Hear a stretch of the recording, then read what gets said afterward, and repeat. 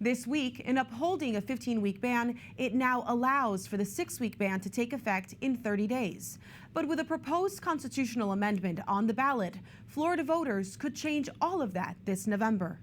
A lot at stake in Florida. Angela Cortalo, director of the Respect for Life Ministry for the Archdiocese of Miami, joins us to share the diocesan perspective on these rulings. Welcome to Pro-Life Weekly, and thank you for joining us. A victory now with the 6-week ban taking effect in less than 30 days. But it might be short-lived with this ballot initiative to create this constitutional right to abortion in the state in November. What do voters need to know about this amendment, Angela?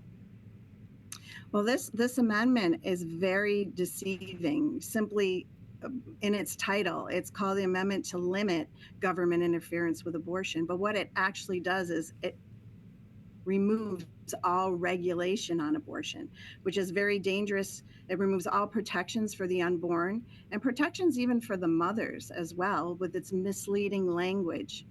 And how can you then educate as church on what a state constitutional amendment could mean? Are there different town halls that you're holding, or how is it that you're getting out the door?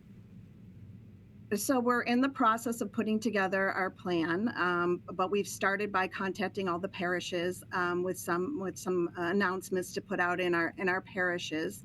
But what we want to do, as you're mentioning, is educate people, because a lot of times people go to the ballot, see an amendment, read the title, vote on it.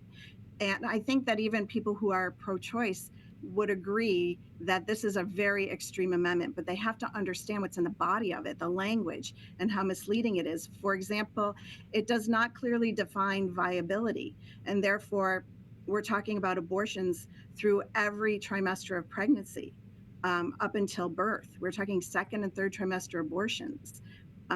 Which even pro-choice people will tell you, oh, well, I wouldn't want to see that happen. It does not clearly define healthcare provider, the term healthcare provider. It doesn't say doctor. It just says as medically necessary, as stated by a healthcare provider. That could be just someone, behind a desk in an abortion clinic. It could be anyone.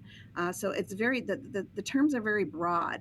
It also removes regulations and protections. Obviously, it removes all protections for the unborn, but things such as safe and sanitary conditions for the mother, informed consent. And one of the big ones is it would remove our current law in Florida in which a minor has to have parental consent prior to having an abortion, and replace it with a parental notification law, which is kind of deceiving. It looks like it's a protection put in there, but it really reverses our law that means that they have to have consent of the parent. So it's really taking away the responsibility and the right of parents to parent their children and help them make important decisions when it comes to their health and well-being.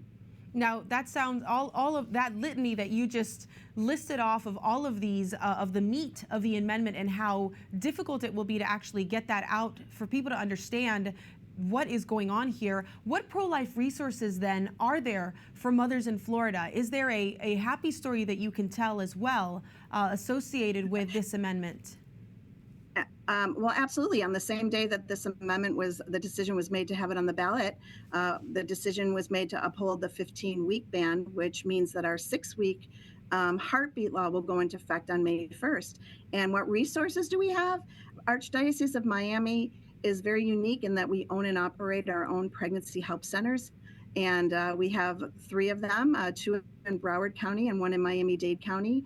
And we offer free and confidential services to help mother make choices. And we give them all of their options. And we explain, to them what happens during an abortion procedure, because many of them simply don't know. But we put all the options out there and support them with free ultrasounds, free pregnancy testing, the free and confidential options counseling, Earn While You Learn classes, educational classes, Project Joseph classes for the men, where they're educated on being good fathers and supporters of the mothers of their children.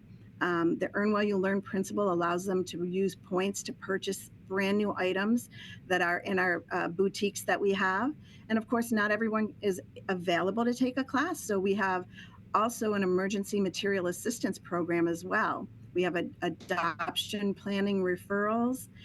And we also offer a beautiful post-abortion healing program, Project Rachel. We use a model called Entering Canaan for both men and women to show them that there is hope and healing after having made an abortion decision, sorry, and having an abortion experience. Now, Angela, very quickly, this is not new for you. You've seen amendments like this in the past. You've seen the abortion debate in Florida in the past. Are you optimistic that you'll actually be able to prevail in protecting women and children in November? We have God on our side, and nothing is too big for him. And we have the 7 dioceses of the Archdiocese of Miami coming together to educate people on what this amendment says. And I'm confident that we can defeat this. Well, we'll be praying for you. Thank you so much for joining us. Thank you so much for having me. God bless.